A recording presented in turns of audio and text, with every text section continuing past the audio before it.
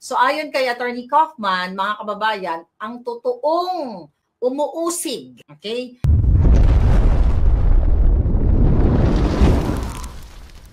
kay Pangulong Duterte, okay, dito ay ang nasa Maynila. Yun ang sinabi niya, ay ang gobyerno ni Bangag Jr.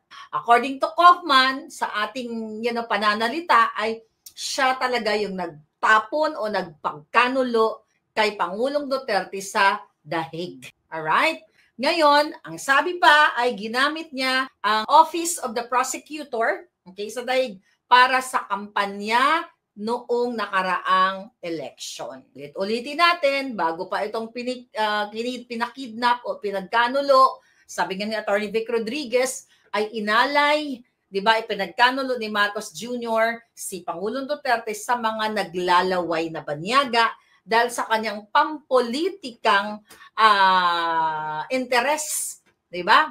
Ngayon, yan yung sinasabi ni Attorney Kaufman. Ngayon, mga palangga, at doon ay tinanong si Attorney Kaufman, si Mr. Kaufman tungkol sa sanction na ginawa ng gobyerno ng Amerika ni President Trump doon sa kanilang chief prosecutor na si Karim. Diba? Remember that? Inulat natin yan sa inyo nung nakaraan. So ngayon, sinabi niya na wala namang kinalaman yung pag-sanction at itong ginawa ni President Trump sa sitwasyon sa Pilipinas. Diba? Kung ano man yung kinabubwisitan ng gobyerno ng Amerika ni President Trump dito sa ICC dahil nga dito sa issue ng Palestine. Okay, wala tayong kinalaman.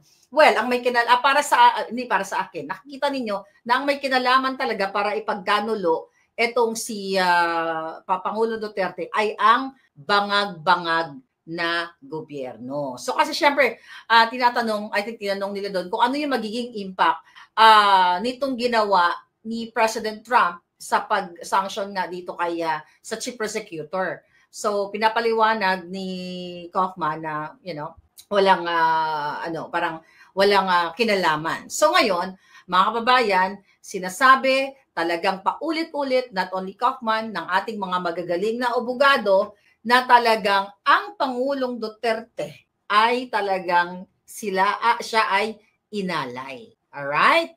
So, binanggit din doon sa interview na mayroon daw isang American prosecutor at hindi niya pinangalanan ni Kaufman na yung direct na usapan o nakikipag-ugnayan between the defense, sila yon, 'di ba? At yung American lawyer na yon, at everyday doon sila nagko-communicate kung ano yung mga hakbang, 'di ba? Regarding sa appeal or petition. Ngayon, mga kababayan, maliwanag pa sa sikat ng araw na talagang ang eksena dito sa ICC, okay? Ito ay what? Ito ay talagang pinakidnap ang Pangulong Duterte. So natanong doon kung ano daw yung parang update or yung pag-take ng oath ni Pangulong Duterte as mayor ng Davao. So syempre, ang sinasabi niya doon parang hindi niya nasakop yun. It's about yung mga lawyers ni Pangulong Duterte sa Pilipinas. Ngayon, mga kapalangga, talagang in-emphasize niya Kaufman doon na talagang yung mga kondisyon para mapauwi na nga ang Pangulong Duterte mula sa ICC at dapat talagang magkaroon talaga ng diplomatic na pag-uusap para mapabilis ang pag-uwi ng Pangulong Duterte. At ipinakita ng taong bayan, lalo na sa Davao na yung pagkapanalo ni Pangulong Duterte sa Davao ay isang talagang sampal sa feslak ng mga bangag na ang Pangulong Duterte ay talagang mahal na mahal ng mga Davaoenyo, not only Davaoenyo, ng mga Pilipino dahil sa ipinakita ninyong protest vote, not only in Davao, pero kasama yung mga Duterte 10, dahil alam nyo naman yan, na nanalo talaga yung Duterte 10 sa iba't ibang bahagi ng bansa. Lalo na, di ba, talagang ipinakita ng OFW yung kanilang protest vote, mga kababayan. So, doon na itanong na, parang tinanong doon na,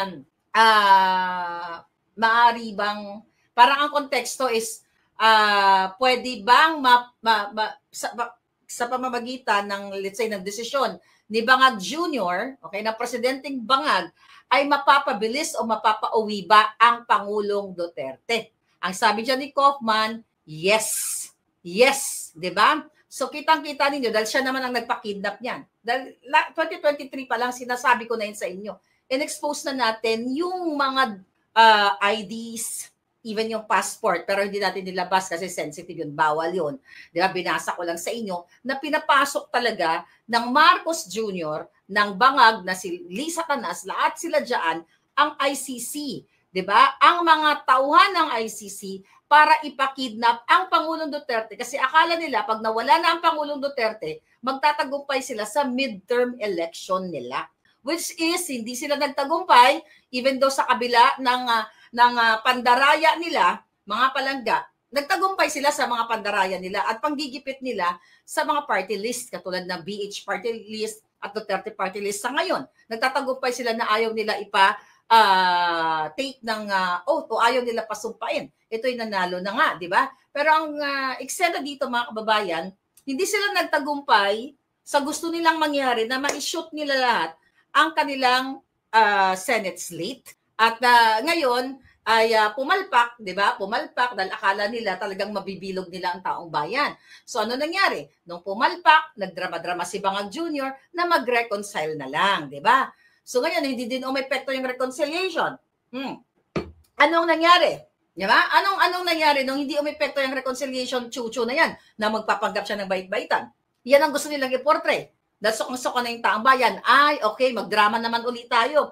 Kunyari, courtesy resignation sa mga cabinet post, sa mga cabinet secretaries at iba pang mga departamento para kunyari, linisin natin. Dapat clean, reforma ng kalinisan. Mga kababayan, for 3 years.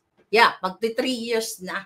Ulit-ulitin natin kung gustong linisin ni Bangag. Hindi niya na inantay ang 3 taon para linisin ang sinasabi niyang gobyerno niya. Dahil sabi ko nga, in the first place, hindi po malinis ang mga Marcos, ang mga Araneta, ang mga Romualdez na nagpapahirap sa inyo every single day.